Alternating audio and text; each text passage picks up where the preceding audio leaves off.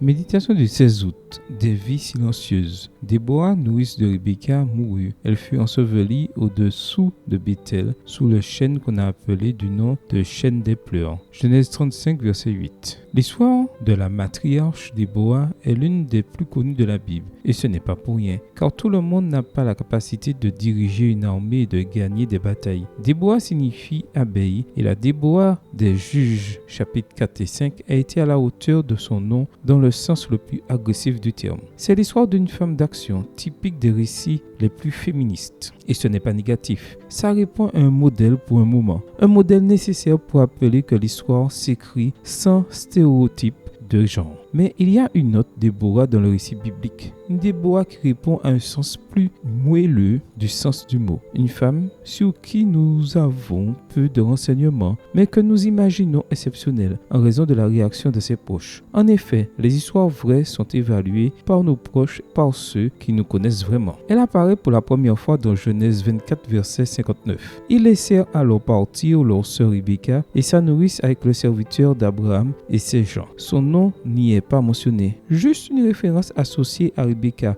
dont elle était la nourrice. Nous ne sommes pas face à une simple femme qui soigne et élève des enfants, mais plutôt à une nourrice, une femme qui allaite un enfant qui n'est pas le sien et qui s'occupe de lui pour le restant de sa vie. Il se peut que ce soit la relation la plus proche après celle du mariage ou des liens du sang. Une relation d'engagement, de complicité et de tendresse. Mais que faisait Déborah avec Jacob au lieu d'être avec Rebecca? Nous ne le savons pas explicitement, mais nous pouvons en avoir l'intuition à partir d'une expression dans Genèse 27, verset 45. Quand la colère de ton frère sera détournée de toi et qu'il aura oublié ce que tu lui as fait, alors je te ferai revenir. Déborah a-t-elle été envoyée par Rebecca pour chercher Jacob? C'est une possibilité et elle ferait l'éloge de cette femme parce que Jacob est revenu. Déborah mourut à Bethel et fut enterrée sous un chêne. Sa vie a été si impressionnante qu'on a nommé l'endroit chêne des pleurs. Il ne fut pas nécessaire de proférer des harangues ou de diriger des foules pour changer l'histoire. Un mot gentil et sage, une caresse opportune, un regard compréhensif ou un avertissement affectueux sont des outils qui semblent silencieux mais qui éveillent les sentiments les plus dévastateurs. Ose faire comme Déborah et tu verras grandir l'espoir. Amen.